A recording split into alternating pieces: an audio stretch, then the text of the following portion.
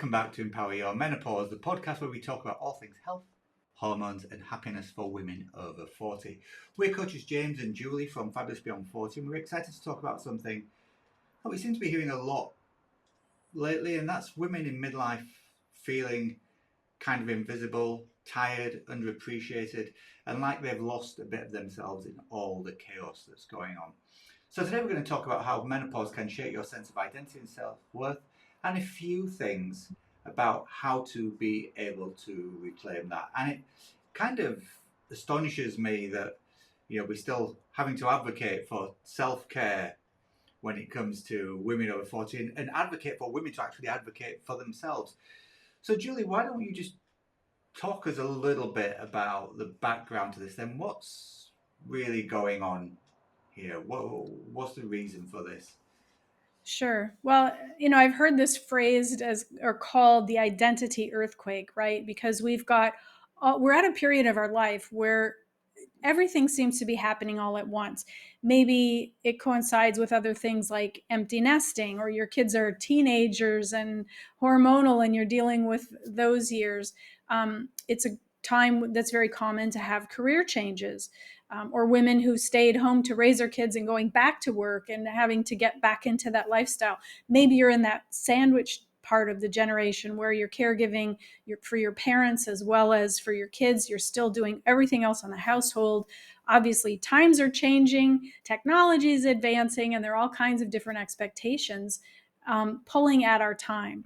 So there is an emotional roller coaster involved in all of this, because it's hard to know which direction to go in when you feel like everybody needs everything all at once. So it's okay to feel like you're on a little bit of that roller coaster.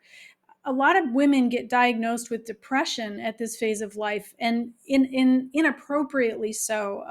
A lot of women are, the stat that I read was about 33% of women are misdiagnosed with anxiety or depression, when in fact it all has to do with this change in your life, as well as the tumultuous change in your hormones and all the things that are going on with your body.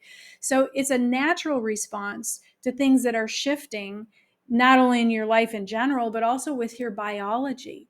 So, I remember I remember moving to Italy and going through this myself. And not only did I have a big identity shift because I left behind a 25-year career, and I didn't know who I was or what I was supposed to do with my time or what I wanted to be when I grew up. So, I can relate to how that feels like a lot of pressure. I should be doing this. I should be doing that. And it all catches up with you at some point if you aren't able to sort of step back and address it. And one of the things that we find is our sense of self-worth tends to be tied to our family, our children, our careers, or some other role that we play rather than who we actually are. So as all of these things are changing at the same time, defining who we are can be a little bit challenging, we'll say difficult. I mean, let's call it the way it is.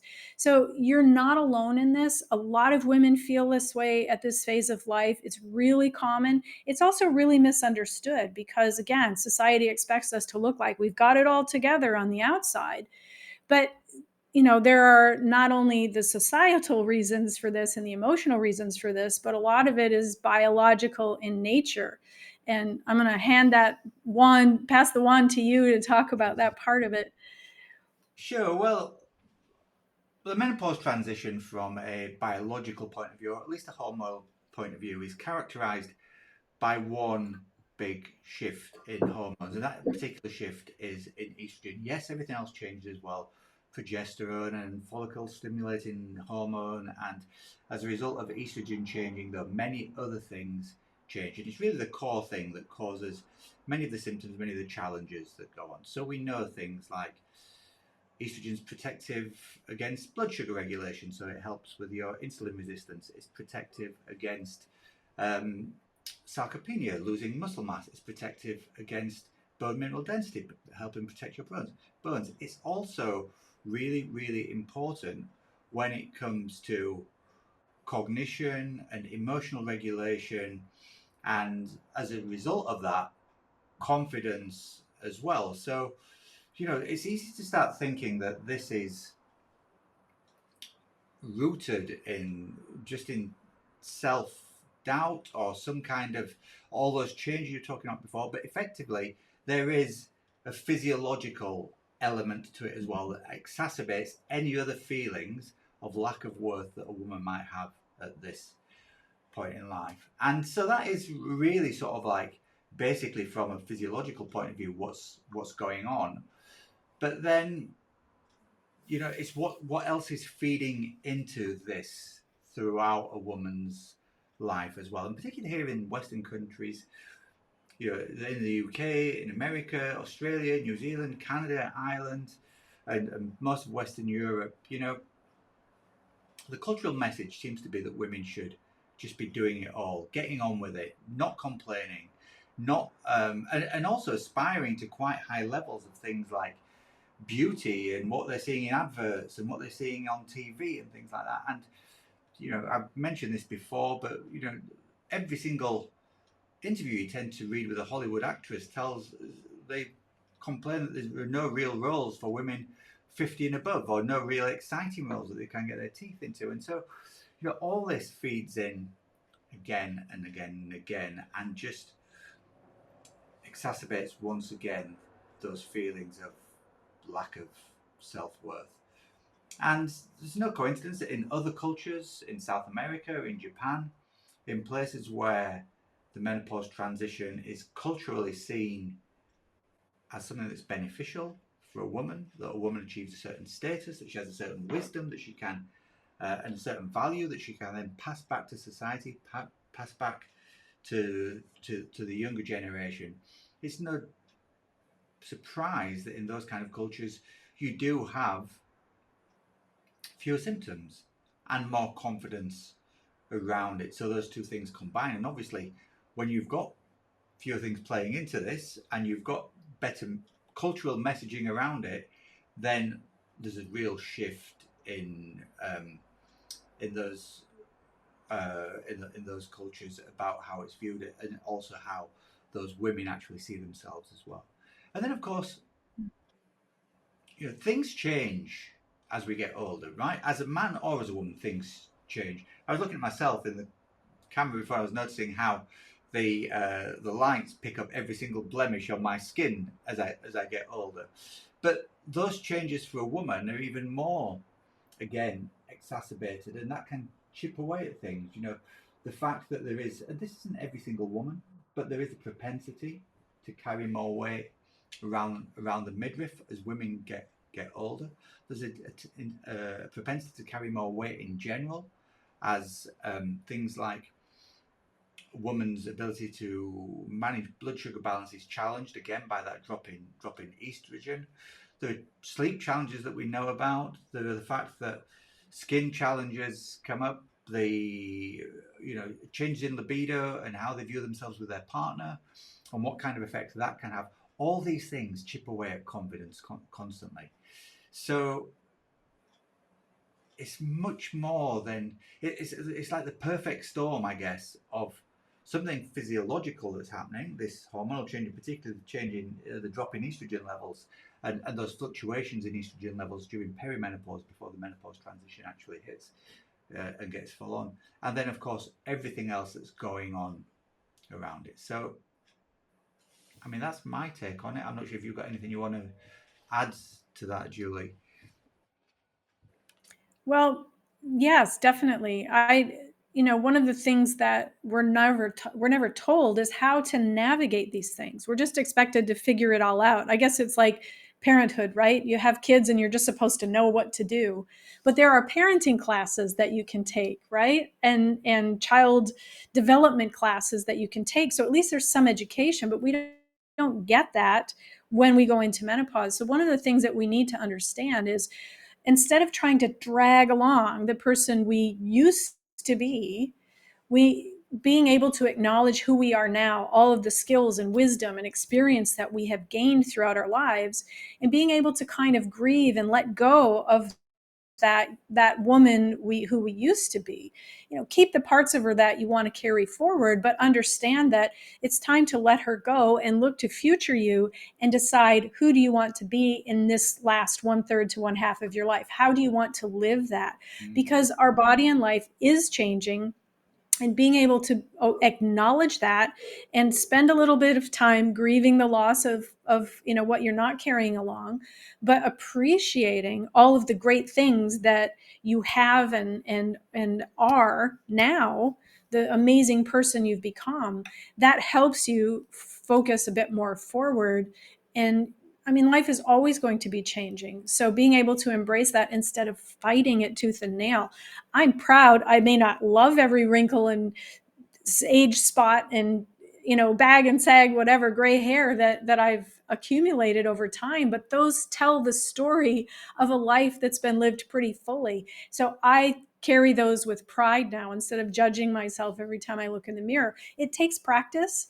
So you can rebuild that sense of self-worth, but it has to happen from the inside out. Unlike our culture and all of this marketing that's thrown at us, and all of these external pressures to look a certain way or be a certain size or do certain things. Those are all external pressures. It's just noise. It doesn't talk about all of your amazing qualities and who you are as a person. So being able to start looking at that from the inside out is what's going to help you rebuild that, and not only rebuild it, but make it stronger so that you can be a total badass as you sail into this next period of your life, right? Understanding that you have specific needs, and it's time for you to give to yourself what you give to everyone else, because you are worthy of those same things. Don't you think? Absolutely. Is one of the things that I'm just going to take umbrage on one thing that you said, and that is that there is no manual for the menopause. There actually is. It's called Club Fabulous Beyond 40, our membership, Well, of course. oh yes. Which does go a long way to tell you just about everything that you need to know about the menopause transition and what lifestyle changes you can make, and explains what's going on with your hormones and everything else. So there is that there as a resource for people. But yes, in the wider world, there is no manual for life in general, is there? And what we tend to do is we tend to live our life by avoiding what we think are the mistakes that other people have made around us. That tends to be our best guess at what a life manual could be. Sort of like, don't do what your mum and dad did. Tends to be the parenting one, for instance. Yeah. So why don't we talk about some practical tips for how women can come to terms more with this? You talked about grieving the woman that's gone there. We do have a tool that is very good, I think, for actually setting a vision for how women are going to live the next part of their life, and that is our Mind Over Menopause mini course. It's 6 lessons over the course of a week, or you can watch them. You can binge watch them in a couple of hours if you want. But we advise that you take it one a day. That helps you build what we call a menopause vision statement. The menopause vision statement is just setting down your values and setting your stall out about where you want to go moving forward. So that's a really good practical tool for actually saying, putting some kind of, I guess, some parameters and some boundaries around how you want to live the rest of your life, so you can build on your self-confidence and your self-efficacy. But then, of course, what is it that you actually need to feel better and to feel more confident at this time of life? I'm going to take a good stab at a guess that it's movement, nourishment, sleep, stress reduction, and that mindset element as well, which is fed into by all of those things. So actually tuning into what it is that you need.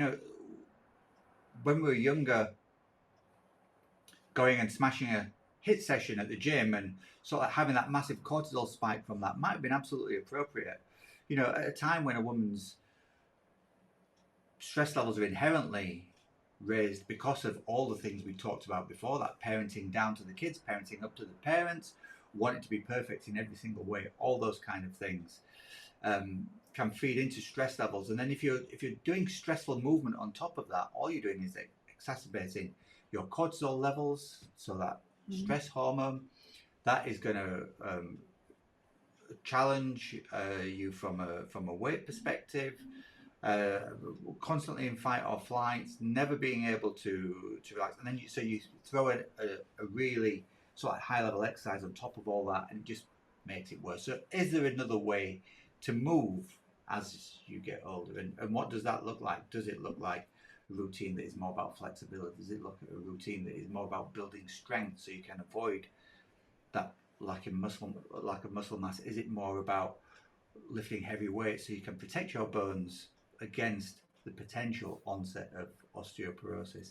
Is it that you actually need more and better sleep? And what are you actually doing to help you tune into those things if that's what you're looking for? So it's become a bit of a hackneyed sort of like idea now, but browsing your mobile phone just before bed is not going to help you go to sleep. Everybody knows it, but everybody still does it. I lose count of the people who tell me they take their phones to bed with them and have it beside them. They don't even pop it across the other side of the room. And so that's going to be a challenge. Not looking at the sleep environment is going to be a challenge as well, because yes, sleep is disturbed by hormonal changes, but then you make it worse if you're not layering on bedclothes so you can take things off and put things on as of when you need to. You're making it worse if you're leaving your mobile phone by the bed and there's some kind of electromagnetic radiation pinging out all the time, or you're taking all that blue light before you go to bed. So tuning into those needs, what is it that you actually need, is really, really important, I think, and figuring out what it is, experimenting and working on and finding out what works for you, because everybody's challenges will be different. Some people will absolutely sail through the menopause transition. Some people will have an absolutely terrible one. But I suppose the key thing to remember is that there are always ways that you can affect what that's going to be like. It doesn't mean it's always going to be easy, but it does mean that you can affect it. So I know you like talking about redefining success. Why don't you take us through this mantra of progress over perfection? Sure, absolutely. And just one comment about the phone. We are all addicted to our phones. That's just the way it is these days. But I can tell you, whoever's listening, without exception, every client we've worked with who has taken that leap, difficult or easy as it was for them, depending on their level of attachment, without exception, every client and myself who has been able to leave the phone across the room or in another room altogether has mentioned how much better their sleep got. And that's just because it's the way our brains work. So, talking about progress over perfection, why not be curious and try it for a week and see how you feel? What is it going to cost you? Nothing. And if you use your phone as an alarm clock, you can put it in another room where you'll still hear it, right? Just turn the volume up. But as far as progress over perfection, none of this is about taking major steps, right? It's about being curious. Curiosity takes away the ability to be afraid, because if you're curious about something, curiosity and fear cannot live in your body at the same time. So it helps you stop worrying about, am I doing this right? Is it, what's going to happen? And maybe we've talked about a number of different things, maybe focus on one particular area, take one tiny step and decide, what does success look like for you? Is it going from 4 hours of sleep a night to 4.5 hours of sleep? That's great. That would be amazing progress. You can work your way up in increments to whatever it is you're aiming for. If you're not working out and you want to start doing some kind of movement, maybe aim for 15 minutes a day or 15 minutes 3 days a week to start, and then add on from there as you start to feel better and as your body adjusts, because those things will happen. And the great thing about motivation is that it comes after you take those action steps. because so many people say, I just can't stay motivated. I can't get motivated to do these things. But what you'll find is when you start taking action, and that's where these little tiny steps so that you make some kind of progress. When you start to take action, you'll notice that you're feeling better. You'll notice that things are changing, and you'll feel much more motivated to keep going with it. So that's why we talk so much about taking one tiny step at a time. The time's going to go by anyway. So instead of trying to do everything all at once and stopping after a couple of days or a week, if you take one small step, as they say, how do you eat an elephant, right? One bite at a time. And that's exactly how you do this. So that way you can gauge your progress. The other thing is defining what success looks like for you. A lot of times we get these vague things like, I want to sleep better. Well, what does that mean? What does that look like? Be more specific. I want to be able to sleep 7 hours a night.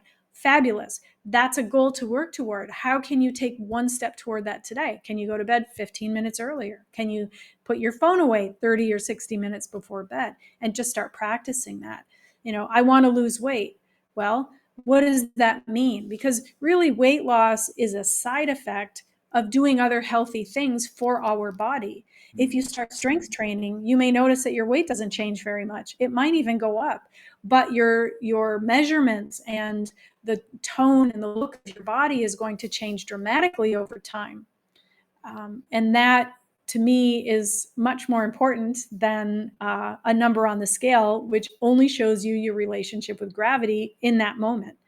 I would rather weigh 10 pounds more and be trim and fit and strong than to worry about what the number on the scale is, just to try to fit into my clothes. This whole idea of weight loss has become a really, what do I say, very negative thing. We put too much pressure on ourselves for something we really don't have control over.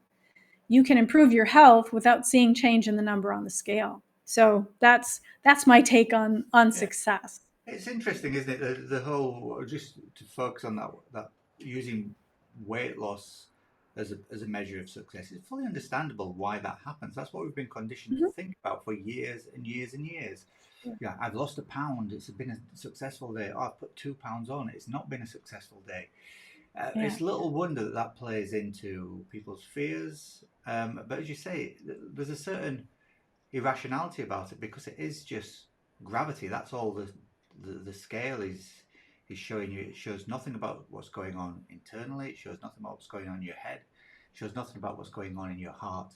And so I suppose one of the things here is when we talk about redefining success is looking at more parameters of success as well. So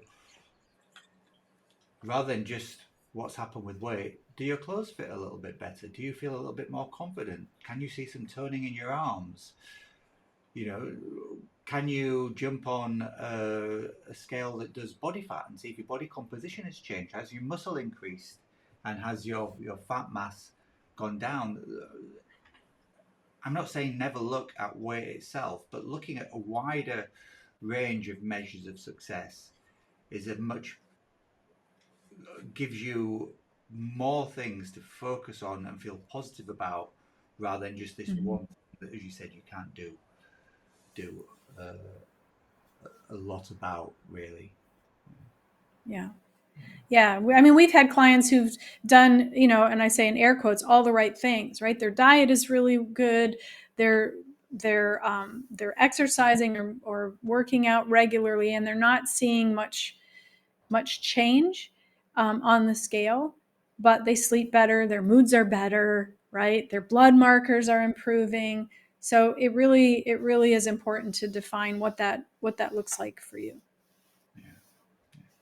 And then I suppose choosing what you do is another big thing. And this is not just about your own self-care, but choosing what you say yes to as well. We often forget that, and I know you say this many times, and I'm stealing your line here, but no is a complete sentence, right? Yeah. You don't have to say yes to everything. That comes from that societal pressure again, I believe, whereby the pressure is there to show up at any particular time. So, you know, somebody can't make the school lifts this week, so you volunteer to do it. There's a position going on the PA on the PTA, sorry, and you choose to sign up for that.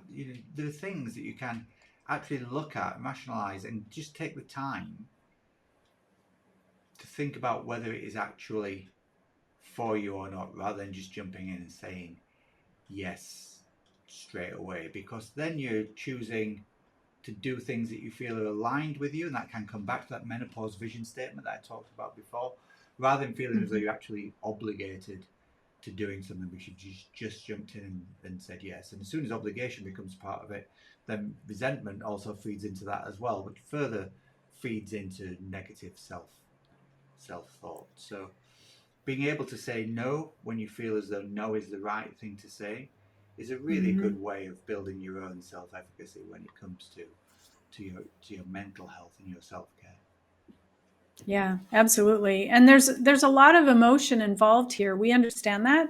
And the whole thing about saying no to things that don't serve you, it does take some reflection and it takes some adjustment, because if you're not used to saying no, it can be a difficult thing. No, thank you is a perfectly acceptable answer.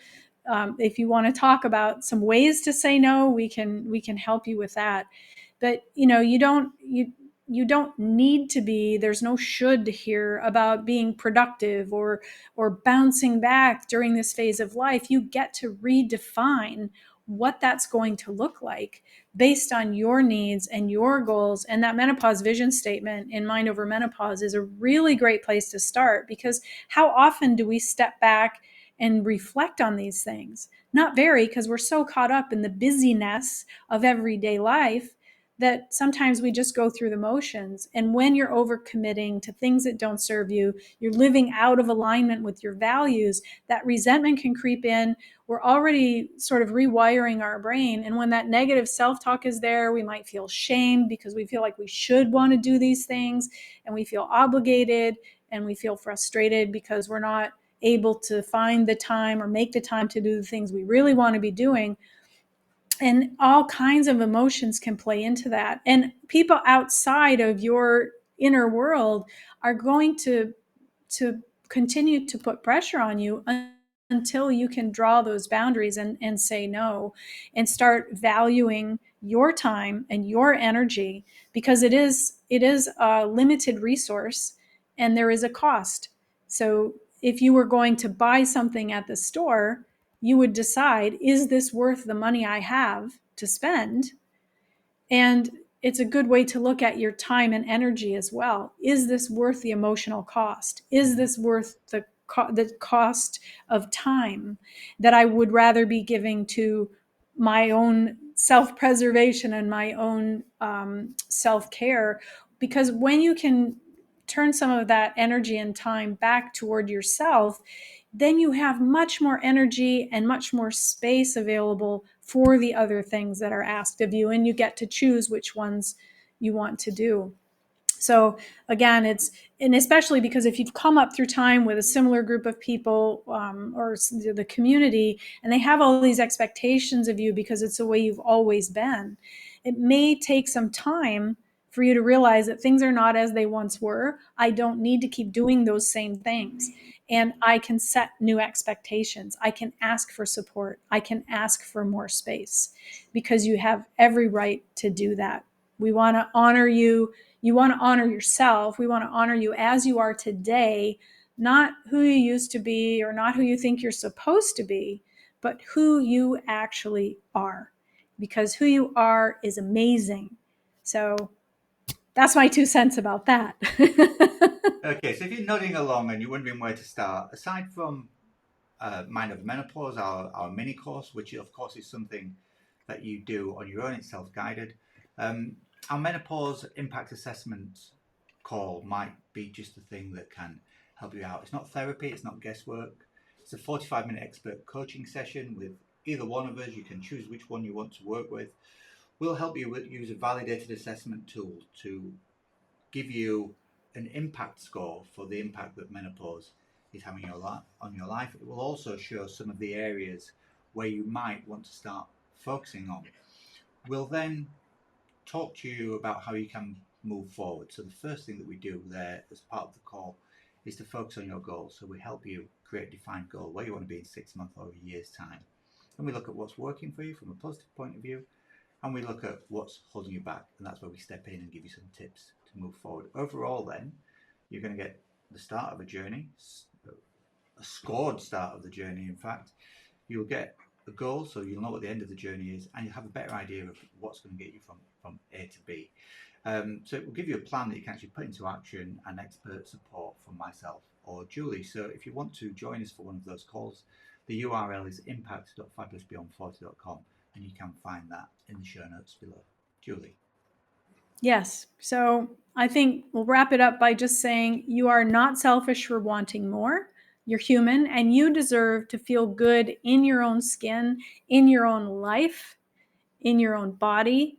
And we hope that you've taken away some tips that will help you move forward. We'd love to see you in one of the menopause impact assessment calls. We're here for you. Next week, we're going to be back with something I think you'll really love, which is the great sugar debate, because that's a topic that comes up pretty regularly. So thanks for joining us today. And we're coaches James and Juli of Fabulous Beyond 40, reminding you to stay strong and stay fabulous.